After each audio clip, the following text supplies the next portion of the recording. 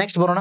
So that is related to taxation, ಅಥವಾ ಇದು ತೆರಿಗೆ ಪದ್ಧತಿಗಳು ಅಂತ ಅಥವಾ ತೆರಿಗೆ ವ್ಯವಸ್ಥೆಗಳು ಅಂತ ಕರಿತೀವಿ.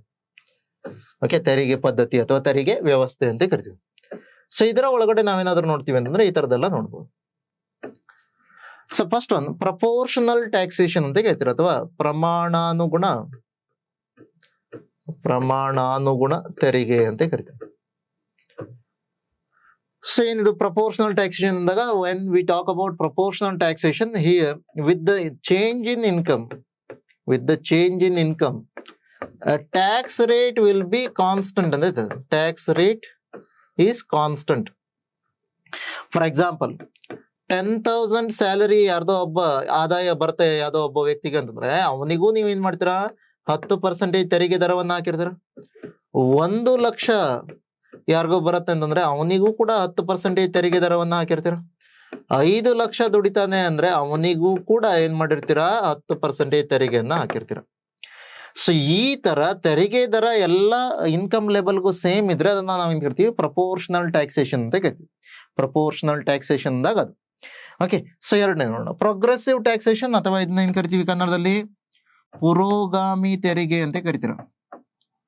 ಪುರೋಗಾಮಿ ತೆರಿಗೆ ವ್ಯವಸ್ಥೆ. ಪುರೋಗಾಮಿ ತೆರಿಗೆಯಲ್ಲಿ ಏನಾಗುತ್ತೆ, with the increase in income level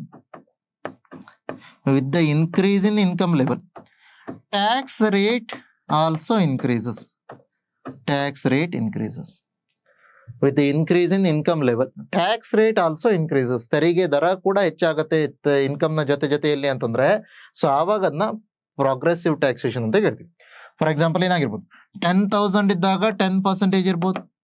1 lac ಏನಾದ್ರು ನೀವು ಮಾಡ್ತಿದ್ದೀರಾ ಅಂತಂದ್ರೆ ಆದಾಯ 15% ಹಾಕ್ಬೋದು. 5 ಲಕ್ಷ ಮಾಡ್ತಾ ಇದ್ರ ಅಂದ್ರೆ 20% ಹಾಕ್ಬೋದು. ಟ್ಯಾಕ್ಸ್ ರೇಟ್ ಏನಾಗ್ತದೆ, ಇನ್ಕಮ್ ಲೆವೆಲ್ ಜಾಸ್ತಿ ಆಗ್ತಾ ಹೋದಾಗೆ ಟ್ಯಾಕ್ಸ್ ರೇಟ್ ಇನ್ಕ್ರೀಸ್ ಆಗ್ತದೆ. ಟ್ಯಾಕ್ಸ್ ಇನ್ಕಮ್ ಲೆವೆಲ್ ಕಡಿಮೆ ಆದ್ರೆ ಟ್ಯಾಕ್ಸ್ ರೇಟ್ ಕಡಿಮೆ ಆಗುತ್ತೆ. ಸೊ ಆ ತರದ ಒಂದನ್ನ ನಾವೇನ್ ಕರಿತೀವಿ, ಪ್ರೋಗ್ರೆಸಿವ್ ಟ್ಯಾಕ್ಸೇಷನ್ ಅಂತ ಕರಿತೀವಿ. ಎಕ್ಸಾಂಪಲ್ ಯಾವ್ದನ್ನ ತಗೋಬಹುದು, ಇನ್ಕಮ್ ಟ್ಯಾಕ್ಸ್ ಅನ್ನ ಎಕ್ಸಾಂಪಲ್ ಆಗಿ ತಗೋಬಹುದು. ಓಕೆ, ಆದಾಯ ತೆರಿಗೆ ನಮ್ಮಲ್ಲಿ ಕೂಡ ಸ್ಲ್ಯಾಬ್ಸ್ ಇದೆ, ಹೌದಲ್ವಾ. 0 to 3 lakhs exemption, that is 0%. 3 lakh to 7 lakh will be 5%. So ಆ ತರ ನೀವ್ ಏನ್ ಮಾಡ್ತೀರಾ, ಚೇಂಜಸ್ ಮಾಡ್ತಾ ಹೋಗ್ತೀವಿ. ಸೊ ನೆಕ್ಸ್ಟ್ ಬರುತ್ತೆ ರಿಗ್ರೆಸಿವ್ ಟ್ಯಾಕ್ಸೇಷನ್, ಅಥವಾ ಇದನ್ನ ಏನ್ ಕರಿತೀವಿ ಕನ್ನಡದಲ್ಲಿ ಪ್ರತಿಗಾಮಿ ತೆರಿಗೆ ಅಂತ ಕರಿತೀರ. ಪ್ರತಿಗಾಮಿ ತೆರಿಗೆ, regressive taxation.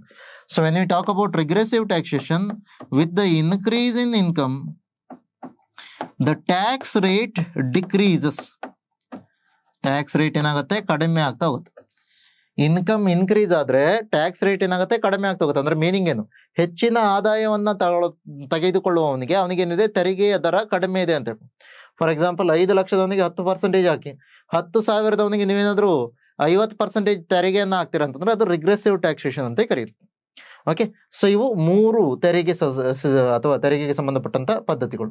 So taxation systems ಯಾವ್ಯಾವುದು, ಒಂದು ಪ್ರಪೋರ್ಷನಲ್, ಇನ್ನೊಂದು ಪ್ರೋಗ್ರೆಸಿವ್, ಮತ್ತೊಂದು ರಿಗ್ರೆಸಿವ್ ಅಥವಾ ಪ್ರಮಾಣಾನುಗುಣ, ಪುರೋಗಾಮಿ ಮತ್ತೆ ಪ್ರತಿಗಾಮಿ ಅಂತ ಹೇಳ್ಕೊಂಡು 3 ತೆರಿಗೆ ವ್ಯವಸ್ಥೆಗಳನ್ನ ಹೊಂದಿವಿ. ಸೊ ಇದರಲ್ಲಿ ರೀಡಿಸ್ಟ್ರಿಬ್ಯೂಷನ್ ಆಫ್ ವೆಲ್ತ್ ಅನ್ನ ಇಫೆಕ್ಟಿವ್ ಆಗಿ ಮಾಡೋದು ಯಾವ್ದು ಅಂತ ಕೇಳಿದಾಗ ಅದಕ್ಕೆ ಪ್ರೋಗ್ರೆಸಿವ್ ಟ್ಯಾಕ್ಸೇಷನ್ ಹೇಳ್ತೀವಿ. ಯಾಕಂದ್ರೆ ಹೆಚ್ಚು ಆದಾಯವನ್ನ ಗಳಿಸಿದವರಿಂದ ಹೆಚ್ಚೆಚ್ಚು ತೆರಿಗೆಯನ್ನ ತಗೋತೀವಿ. ಆ ತರ ತಗೊಳ್ಳೋದ್ರಿಂದಾಗಿ ನಮ್ಗೆ ಏನಾಗುತ್ತೆ, ಯಾರಿಗೆ ಕಡಿಮೆ ಆದಾಯ ಇದೆಯೋ ಅವರ ಜೀವನದಲ್ಲಿ ಕೂಡ ಒಂದಿಷ್ಟು ಬದಲಾವಣೆಗಳನ್ನ, ಏಳಿಗೆಯನ್ನ ಮಾಡೋದಕ್ಕೆ, ಸ್ಕೀಮ್ಗಳನ್ನ, ಯೋಜನೆಗಳನ್ನ ತರೋದಕ್ಕೆ ಆಗುತ್ತೆ. ಸೊ ಆ ಕಾರಣಕ್ಕಾಗಿ ಪ್ರೋಗ್ರೆಸಿವ್ ಟ್ಯಾಕ್ಸೇಷನ್ ಇಲ್ಲ, ಇದನ್ನ ನಾವೇನ್ ತಗೋತೀವಿ, so it is highly effective in redistributing wealth ಅಂತ ಕರಿತೀವಿ. ಸಂಪತ್ತಿನ ಮರು ಹಂಚಿಕೆಯಲ್ಲಿ ಪರಿಣಾಮಕಾರಿಯಾಗಿರುತ್ತೆ ಅಂತ. ಸೊ ನೆಕ್ಸ್ಟ್ ಪಾಯಿಂಟ್ ಬರೋಣ, ಅದ್ಯಾವುದು, ಡೈರೆಕ್ಟ್ ಟ್ಯಾಕ್ಸ್ ಮತ್ತೆ ಇಂಡೈರೆಕ್ಟ್ ಟ್ಯಾಕ್ಸ್ ಅಂತ ಕರಿತೀವಿ. So what is the meaning of direct tax or indirect tax? ಇದನ್ನ ನಾನು ಅರ್ಥ ಮಾಡಿಸೋದಕ್ಕಿಂತ ಮೊದಲು ನಾನು ನಿಮ್ಗೆ 2 ಪಾಯಿಂಟ್ ಅನ್ನ ಹೇಳ್ತೀನಿ. ಒಂದ್ ಈಸ್ ಪಾಯಿಂಟ್ ಆಫ್ ಇನ್ಸಿಡೆನ್ಸ್ ಅಂತ ಕರಿತೀವಿ. Point of incidence. Second one is point of impact ಅಂತ ಕರಿತೀವಿ. Point of incidence and point of impact ಅಂತ ಕರಿತಾರೆ. ಅಂದ್ರೆ ಇದನ್ನ ನಾವು ಕನ್ನಡದಲ್ಲಿ ಡೈರೆಕ್ಟ್ ಆಗಿ ಟ್ರಾನ್ಸ್ಲೇಟ್ ಮಾಡೋದಕ್ಕಾಗಲ್ಲ, ಆದ್ರೆ ನನ್ಗೆ ಅರ್ಥ ಏನು ಅನ್ನೋದನ್ನ ಹೇಳ್ತೀನಿ. ಪಾಯಿಂಟ್ ಆಫ್ ಇನ್ಸಿಡೆನ್ಸ್ ಅಂತಂದಾಗ ಯಾರು ತೆರಿಗೆಯನ್ನ ಸರ್ಕಾರಕ್ಕೆ ಕಟ್ಟುತ್ತಾ ಇದ್ದಾನೋ ಅವನನ್ನ ನಾವೇನ್ ಕರಿತಿದ್ವಿ, ಸೊ ಅವನನ್ನ ಪಾಯಿಂಟ್ ಆಫ್ ಇನ್ಸಿಡೆನ್ಸ್ ಅಂತ ಕರಿತೀವಿ. The person who is paying the tax to government. Okay, so is known as, or last ಯಾರು ಅಕೌಂಟಿಂಗ್ ಅನ್ನ ಕೊಡ್ತಾರೋ ಸೊ ಅವರನ್ನ ನಾವೇನ್ ಕರಿತೀವಿ, ಪಾಯಿಂಟ್ ಆಫ್ ಇನ್ಸಿಡೆನ್ಸ್ ಅಂತ ಕರಿತೀವಿ. Second, point of impact. The impact of the tax is happened actually on this particular person ಅಂತ ಹೇಳ್ತಾರೆ. ತೆರಿಗೆಯ ಪರಿಣಾಮ ಬಿದ್ದಿರೋದು ಯಾರ ಮೇಲೆ ಅಂತ ಕೇಳಿದ್ರೆ ಆಕ್ಚುಯಲ್ ಬಿದ್ದಿರೋದು ಇವನ್ ಮೇಲೆ ಅಂತ. ಸೊ ಈಗ ಇದನ್ನ ಅರ್ಥ ಮಾಡ್ಕೊಳ್ಳಿ. ಸಿಂಪಲ್ ಆದಂತ ಎಕ್ಸಾಂಪಲ್ ತಗೋತೀನಿ. ಫಾರ್ ಎಕ್ಸಾಂಪಲ್ ನಾನೇನಾದ್ರೂ ನನ್ನ ಮೇಲೆ ಇನ್ಕಮ್ ಟ್ಯಾಕ್ಸ್ ಬರ್ತಾ ಇದೆ ಅಂತಂದ್ರೆ, ನೀವೆಲ್ಲ ನನ್ನ ಕ್ಲಾಸ್ ಕೇಳ್ತಾ ಇದೀರಾ ಅನ್ನೋ ಕಾರಣಕ್ಕಾಗಿ ನಿಮ್ಮ ಮೇಲೆ ಆ ಟ್ಯಾಕ್ಸ್ ಅನ್ನ ರೀಡಿಸ್ಟ್ರಿಬ್ಯೂಟ್ ಮಾಡೋದಕ್ಕಾಗತ್ತ ಅಥವಾ ನಿಮ್ಮ ಮೇಲೆ ಅದನ್ನ ಟ್ರಾನ್ಸ್ಫರ್ ಮಾಡೋದಕ್ಕಾಗತ್ತ ಅಂತ ಇಲ್ಲ. ನನ್ನ ಮೇಲೆ ಇನ್ಕಮ್ ಟ್ಯಾಕ್ಸ್ ಬಿದ್ದಿದೆ ಅಂದ್ರೆ ನಾನೇ ಅದನ್ನ ಕಟ್ಟಬೇಕು, ಅದಲ್ವಾ? So in those situation point of incidence and point of impact both are same. ಈಗ ಇನ್ಕಮ್ ಟ್ಯಾಕ್ಸ್ ಅಲ್ಲಿ ಅಥವಾ ಡೈರೆಕ್ಟ್ ಟ್ಯಾಕ್ಸ್ ನ ಒಳಗಡೆ ನಿಮ್ಗೆ ಏನಿರುತ್ತೆ, ಪಾಯಿಂಟ್ ಆಫ್ ಇನ್ಸಿಡೆನ್ಸ್ ಮತ್ತೆ point of impact are both same persons ಅಂದ್ರೆ ಇದು. ಈಗ ನನ್ನ ಮೇಲೆ ಇನ್ಕಮ್ ಟ್ಯಾಕ್ಸ್ ಬಿದ್ದಿದೆ ಅಂದ್ರೆ ನಾನೇ ಅದನ್ನ ಕಟ್ಟಬೇಕು ಅಂತಂದ್ರೆ ಅವಾಗ ಅದನ್ನೇನಾಯ್ತು, ನಮ್ಗೆ ಡೈರೆಕ್ಟ್ ಟ್ಯಾಕ್ಸ್ ಅಂತ ಹೇಳಿ ಆಯ್ತು. ಇಂಡೈರೆಕ್ಟ್ ಟ್ಯಾಕ್ಸ್ ಅಲ್ಲಿ ಏನಾಗಿರುತ್ತೆ, point of impact is different and point of incidence, these two are different persons. So ಆವಾಗ ಅದನ್ನ ಪಾಯಿಂಟ್ ಆಫ್ ಇಂಪ್ಯಾಕ್ಟ್ ಮತ್ತೆ point of incidence different persons ಆಗಿದ್ರೆ ಅದನ್ನ ನಾವೇನ್ ಕರಿತೀವಿ, ಇಂಡೈರೆಕ್ಟ್ ಟ್ಯಾಕ್ಸ್ ಅಂತ ಕರಿತೀವಿ. ಈಗ ಇದನ್ನ ಅಬ್ಸರ್ವ್ ಮಾಡಿ, ಇದನ್ನ ಆಲ್ಮೋಸ್ಟ್ ಎಲ್ಲರೂ ಕೊಟ್ಟಿದ್ದಾರೆ ಇಂಡೈರೆಕ್ಟ್ ಟ್ಯಾಕ್ಸ್. ಹೇಗೆ GST. ಈಗ GST ಆಕ್ಚುಯಲ್ ಆಗಿ ನೀವು ಯಾವುದೋ ಒಂದು ವಸ್ತುವನ್ನ ಖರೀದಿ ಮಾಡಿದ್ರಿ, ಆ ವಸ್ತುವನ್ನ ಖರೀದಿ ಮಾಡಿದಾಗ ನಿಮ್ಮ ಮೇಲೆ ಬಿದ್ದಿದೆ GST, ಹೌದಲ್ವಾ? GST ಬಿದ್ದಿರೋದು ಯಾರ ಮೇಲೆ? ನಿಮ್ಮ ಮೇಲೆ. ಆದ್ರೆ GST ಯನ್ನ ತುಂಬುತ್ತಾ ಇರೋರು ಯಾರು? ನೀವು ತುಂಬುತ್ತಾ ಇಲ್ಲ ಗವರ್ಮೆಂಟ್ಗೆ. ನಿಮ್ ಬದಲಾಗಿ ಏನ್ ಮಾಡ್ತಿದ್ರೆ, ಆ GST ಯನ್ನ ಕಲೆಕ್ಟ್ ಮಾಡ್ಕೊಂಡು ಮರ್ಚೆಂಟ್ ಯಾರಿದಾರೋ ಅವ್ರು ಅದನ್ನ ಏನ್ ಮಾಡ್ತಿದಾರೆ, ತುಂಬುತ್ತಾ ಇದಾರೆ. So that's why there we have point of incidence and point of impact, both are different persons. So ಇಬ್ರು ಬೇರೆ ಬೇರೆ ವ್ಯಕ್ತಿಗಳಾಗಿರೋದನ್ನ ನೋಡ್ತಾರೆ. ಪಾಯಿಂಟ್ ಆಫ್ ಇನ್ಸಿಡೆನ್ಸ್ ಮತ್ತೆ ಪಾಯಿಂಟ್ ಆಫ್ ಇಂಪ್ಯಾಕ್ಟ್ ಬೇರೆ ಬೇರೆ ಆಗಿರೋದನ್ನ ನೋಡ್ತಾರೆ. ಸೊ ಇದು ಡೈರೆಕ್ಟ್ ಟ್ಯಾಕ್ಸ್ ಅಂತೇಳಿ ಯಾವಾಗ ಕರಿತೀರಾ, ಇಂಡೈರೆಕ್ಟ್ ಟ್ಯಾಕ್ಸ್ ಅಂತೇಳಿ ಯಾವಾಗ ಕರಿತೀರಾ ಅಂತ. ನೆಕ್ಸ್ಟ್ ನೋಡೋಣ. ಡೈರೆಕ್ಟ್ ಟ್ಯಾಕ್ಸ್ ಗೆ ಕೆಲವೊಂದು ಎಕ್ಸಾಂಪಲ್ ಗಳನ್ನ ನೀವು ನೋಡ್ತಾ ಹೋದ್ರೆ ಇನ್ನ ಹೇಳ್ಬೋದು. ಒನ್ ಈಸ್ ಇನ್ಕಮ್ ಟ್ಯಾಕ್ಸ್, ಅದಲ್ವಾ? ಆದಾಯ ತೆರಿಗೆ ಅಂತ ಕರಿತೀರಾ. ಕಾರ್ಪೊರೇಷನ್ ಟ್ಯಾಕ್ಸ್ ಅಥವಾ ಕಾರ್ಪೊರೇಟ್ ಟ್ಯಾಕ್ಸ್ ಅಂತ ಕರಿತೀರಾ. ಸೊ ಈ ತರದೆಲ್ಲ ಬಹಳಷ್ಟು ವಿಧಗಳನ್ನ ನೋಡ್ಬೋದು. ಇಂಡೈರೆಕ್ಟ್ ಟ್ಯಾಕ್ಸ್ ಅಲ್ಲಿ ನೀವು ನೋಡ್ತೀರಾ, GST ಮೆಜಾರಿಟಿ ಎಲ್ಲವೂ ಇದ್ರೊಳಗಡೆ ಕವರ್ ಆಗಿದೆ. ಅದ್ರ ಜೊತೆಲಿ ಎಕ್ಸೈಸ್ ಡ್ಯೂಟಿ ಇದೆ, ಕಸ್ಟಮ್ಸ್ ಡ್ಯೂಟಿ ಇದೆ, ಈ ತರದೆಲ್ಲ ನೀವು ಸೊ ಅವುಗಳನ್ನ ಒನ್ ಬೈ ಒನ್ ನೋಡ್ತಾ ಹೋಗೋಣ. ಸೊ ಫಸ್ಟ್ ಒಂದು ಡೈರೆಕ್ಟ್ ಟ್ಯಾಕ್ಸ್ ಗೆ ಸಂಬಂಧಪಟ್ಟ ಹಾಗೆ ನೋಡ್ತಾ ಇರ್ತಿದ್ವಿ. ಇನ್ಕಮ್ ಟ್ಯಾಕ್ಸ್ ಅನ್ನು ನೋಡ್ತಿದ್ರೆ, ಇನ್ಕಮ್ ಟ್ಯಾಕ್ಸ್ ಯಾವ್ದ್ರ ಮೇಲೆ ಬೀಳುತ್ತೆ ಅಂತ ಕೇಳಿದಾಗ, so one is individual income, income of Hindu undivided family, income of Hindu undivided family. Similarly, it will also be on unregistered companies, income of unregistered companies. So all these incomes will attract income tax. Income tax ಯಾರ ಮೇಲೆ ಬೀಳುತ್ತೆ ಅಂತ ಕೇಳಿದಾಗ, individual income ವೈಯಕ್ತಿಕ ವ್ಯಕ್ತಿಯೊಬ್ಬನ ಆದಾಯದ ಮೇಲೆ ಆಗಿರ್ಬೋದು, ಹಿಂದೂ ಅವಿಭಕ್ತ ಕುಟುಂಬದ ಆದಾಯದ ಮೇಲೆ ಆಗಿರ್ಬೋದು, ಅಥವಾ ನೋಂದಾಯಿಸಲ್ಪಡದೇ ಇರುವಂತಹ ಕಂಪನಿಗಳ ಮೇಲೆ ಕೂಡ ನಮ್ಗೇನಾಗುತ್ತೆ, ಸೊ ಅಲ್ಲಿ ಇನ್ಕಮ್ ಟ್ಯಾಕ್ಸ್ ಬೀಳುತ್ತೆ.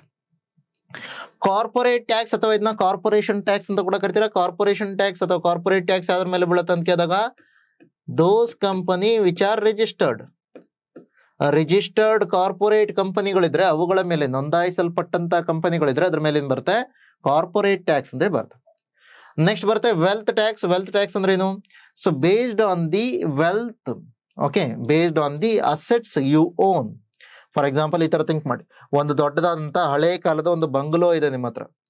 ಆ ಬಂಗ್ಲೋ ನೀವು ಹೊಂದಿದ್ದೀರಾ ಅನ್ನೋ ಕಾರಣಕ್ಕಾಗಿ ಆ ಸಂಪತ್ತಿನ ಮೇಲೆ ನಿಮ್ಗೆ ತೆರಿಗೆಯನ್ನ ಹಾಕ್ತಾರೆ. ಸೊ ಅದನ್ನ ನಾವೇನ್ ಕರಿತೀವಿ, ವೆಲ್ತ್ ಟ್ಯಾಕ್ಸ್ ಅಂತ ಕರಿತೀವಿ. Okay. Similar way gift tax. So ನೀವು ಸಿವಿಲ್ ಸರ್ವೆಂಟ್ ಆಗಿ ಸೊ ಏನಿದ್ದೀರಾ, ಒಂದು ಚೇರ್ ಮೇಲೆ ಕೂತಿದ್ದೀರಾ, ಫಾರ್ ಎಕ್ಸಾಂಪಲ್ ತಹಸೀಲ್ದಾರು ಅಥವಾ ಏನೋ ಆಗಿದ್ದೀರಾ ಅಂತ ಥಿಂಕ್ ಮಾಡಿ. ಸೊ ಒಬ್ಬ ಫ್ರೆಂಡ್ ಏನ್ ಮಾಡ್ತಾರೆ, ನಿಮ್ಗೆ ರೋಲೆಕ್ಸ್ ವಾಚ್ ಅನ್ನ ಗಿಫ್ಟ್ ಕೊಡ್ತಾರೆ. ರೋಲೆಕ್ಸ್ ವಾಚ್ ಅನ್ನ ಗಿಫ್ಟ್ ಕೊಟ್ಟ ನಂತರ ಆ ಗಿಫ್ಟ್ ಮೇಲೆನೂ ಕೂಡ ನೀವು ತೆರಿಗೆಯನ್ನ ಕಟ್ಟಬೇಕಾಗಿರುತ್ತೆ. ಅಗೇನ್ ಸಿವಿಲ್ ಸರ್ವೆಂಟ್ ಆದಾಗ ನಿಮ್ಗೆ ಏನಾಗುತ್ತೆ, ಸೊ ಪಬ್ಲಿಕ್ ಸೈಡ್ ಅಲ್ಲಿ ನೀವು ನೋಡೋದಕ್ಕೆ ಹೋದ್ರೆ ಎಥಿಕ್ಸ್ ನ ಕೆಲವೊಂದು ಕ್ವಶನ್ಗಳು ಕೂಡ ಬರುತ್ತೆ. ಸೊ ಆ ಗಿಫ್ಟ್ ಅನ್ನ ನೀವು ಅಕ್ಸೆಪ್ಟ್ ಮಾಡ್ಬೇಕಾ ಬೇಡ ಅನ್ನೋದು. ಸೊ ಆ ತರದಲ್ಲಿ ನೋಡ್ತಾರೆ. ಗಿಫ್ಟ್ ಟ್ಯಾಕ್ಸ್ ಗೆ ಸಂಬಂಧಪಟ್ಟಾಗೆ ಅಂದ್ರೆ ಗಿಫ್ಟ್ ಅನ್ನ ನೀವೇನಾದ್ರು ಕೊಡ್ತಾ ಇದ್ರ ಅಂದ್ರೆ ಅದರ ಆಧಾರದ ಮೇಲೆ, ಸೊ ಯಾರು ಗಿಫ್ಟ್ ಅನ್ನ ರಿಸೀವ್ ಮಾಡ್ತಿದ್ರು ಅವ್ರು ಒಂದಿಷ್ಟು ತೆರಿಗೆಯನ್ನ ಕಟ್ಟೋದಂತ ಹೇಳಿ ಅದನ್ನ ಗಿಫ್ಟ್ ಟ್ಯಾಕ್ಸ್ ಅಂತ ಕರಿತಾರೆ. ಸೊ ಇನ್ನು ಮತ್ತೊಂದು ಯಾವುದು, ಡಿವಿಡೆಂಡ್ ಡಿಸ್ಟ್ರಿಬ್ಯೂಷನ್ ಟ್ಯಾಕ್ಸ್ ಅನ್ನ ಮೊದಲು ನೋಡಿ. ಡಿವಿಡೆಂಡ್ ಡಿಸ್ಟ್ರಿಬ್ಯೂಷನ್ ಟ್ಯಾಕ್ಸ್ ಅಂದ್ರೆ ಏನು, ಲಾಭಾಂಶ ಹಂಚಿಕೆ ತೆರಿಗೆ ಅಂತ ಕರಿತಾರೆ. ಡಿವಿಡೆಂಡ್ ಅಂದ್ರೆ ಏನು, ಈಗ ಕಂಪನಿಗೆ ಯಾವುದೋ ಒಂದು ಕಂಪನಿಯಲ್ಲಿ ನಾನೇನ್ ಮಾಡಿದೀನಿ, ಶೇರ್ ಅನ್ನ ಹೋಲ್ಡ್ ಮಾಡಿದ್ದೀನಿ. ಈ ಶೇರ್ ಅನ್ನ ಹೋಲ್ಡ್ ಮಾಡಿರೋದ್ರಿಂದಾಗಿ ಕಂಪನಿಗೆ ಯಾವಾಗ ಪ್ರಾಫಿಟ್ ಆಗುತ್ತೋ ಆ ಪ್ರಾಫಿಟ್ ನಲ್ಲಿ ಒಂದು ಭಾಗವನ್ನ ಶೇರ್ ಹೋಲ್ಡರ್ಸ್ ಗೆ ಕೊಡುತ್ತೆ. ಹೌದಾ? ಆ ಪ್ರಾಫಿಟ್ ನಲ್ಲಿ ಏನು ಶೇರ್ ಹೋಲ್ಡರ್ಸ್ ಗೆ ಭಾಗವನ್ನ ಕೊಡ್ತಾರೋ ಅದನ್ನ ನಾವೇನ್ ಕರಿತೀವಿ, ಡಿವಿಡೆಂಡ್ ಅಂತ ಕರಿತೀವಿ, ಲಾಭಾಂಶ. ಸೊ ಅದನ್ನ ಹಂಚಿಕೆ ಮಾಡೋದನ್ನ ನೋಡ್ತೀವಿ. ಸೊ ಈ ತರ ಹಂಚಿಕೆ ಮಾಡೋದೇನಿಲ್ಲ ಅದನ್ನ ನಾವು ನೋಡ್ತೀವಿ. ಸೊ ಈ ತರ ಏನು ಲಾಭಾಂಶಗಳು ಬರ್ತಾ ಇದೆಯೋ ಅದರ ಮೇಲೆ ತೆರಿಗೆಯನ್ನ ವಿಧಿಸ್ತಾ ಇದ್ರು, ಅದನ್ನ ಡಿವಿಡೆಂಡ್ ಡಿಸ್ಟ್ರಿಬ್ಯೂಷನ್ ಟ್ಯಾಕ್ಸ್ ಅಂತ ಕರಿತೀವಿ. ಆದ್ರೆ ಇದನ್ನೆಲ್ಲ ಈಗ ಏನ್ ಮಾಡ್ಬಿಟ್ಟಿದ್ದಾರೆ ಅಂತ ಕೇಳಿದಾಗ ಇನ್ಕಮ್ ಟ್ಯಾಕ್ಸ್ ನ ಪಾರ್ಟ್ ಆಗಿ ಮಾಡಿದ್ದಾರೆ.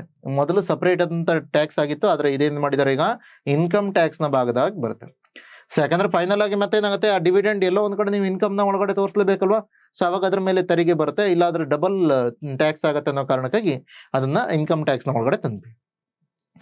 ನೆಕ್ಸ್ಟ್ ಬರುತ್ತೆ ಕ್ಯಾಪಿಟಲ್ ಗೇನ್ಸ್ ಟ್ಯಾಕ್ಸ್ ಅಂತ ಕೇಳ್ತೀರಾ. ಕ್ಯಾಪಿಟಲ್ ಗೇನ್ಸ್ ಟ್ಯಾಕ್ಸ್ ಅಂದಾಗ ಏನು? ಕ್ಯಾಪಿಟಲ್ ಗೇನ್ಸ್ ಟ್ಯಾಕ್ಸ್ ಅಂತಂದಾಗ ಬಂಡವಾಳ. ಸೊ ಈಗ ಸಪೋಸ್ ಥಿಂಕ್ ಮಾಡಿ, ನಾನೇನ್ ಮಾಡಿದೀನಿ, ಒಂದು ಲ್ಯಾಂಡ್ ಅನ್ನ ಖರೀದಿ ಮಾಡಿದೆ ಯಾವ್ದೋ ಒಂದು ಪ್ಲೇಸ್ ಅಲ್ಲಿ. ಸಪೋಸ್ ಥಿಂಕ್ ಮಾಡೋಣ, ಅದರ ವ್ಯಾಲ್ಯೂ ಎಷ್ಟಿದೆ, 1 crore ಅಂತ ಥಿಂಕ್ ಮಾಡೋಣ. ಈಗ 2 ವರ್ಷ ಬಿಟ್ಟು ಅದೇ ಲ್ಯಾಂಡ್ ಅನ್ನು ನಾನು ಬೇರೆ ಯಾರಿಗೋ ಮಾರ್ತೀನಿ, ಅದೇನಾಗಿರ್ಬೋದು ಅವಾಗ 3 crores ಆಗಿರ್ಬೋದು ಅದರ ವರ್ತ್. ಓಕೆ, ಸೊ ಇಂಥ ಸಂದರ್ಭದಲ್ಲಿ ನಿಮ್ಗೆ ಅದರ ರೇಟ್ ಏನಿಲ್ಲ, 2 ಕೋಟಿ ಆಲ್ಮೋಸ್ಟ್ ಲಾಭ ಇದೆಯಲ್ವಾ.